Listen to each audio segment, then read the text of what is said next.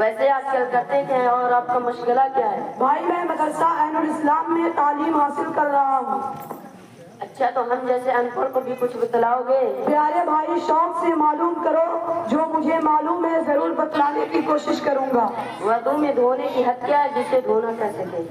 وضو میں دھونے کی حد یہ ہے کہ اتنا پانی ڈالنا کہ عضو پر بہ کر 1-2 قطرہ ٹپک جائے، اور دھونے کی ادنا مقدار ہے، اور اس سے کم کو دھونا نہیں کہیں گے۔ مثال کے طور پر کسی نے ہاتھ بھگو کر منہ پر پھیر لیا، یا اس قدر منہ پر پانی ڈالا کہ منہ پر ہی رہ گیا، ٹپکا نہیں، تو وضو صحیح نہیں ہوا۔ وضو میں آنکھوں کے اندر کا حصہ دھونا پڑتا یا نہیں؟ وضو میں آنکھوں کے اندر کا حصہ، ناک کے اندر کا حصہ، منہ کے اندر کا حصہ دھونا فرض نہیں ہے۔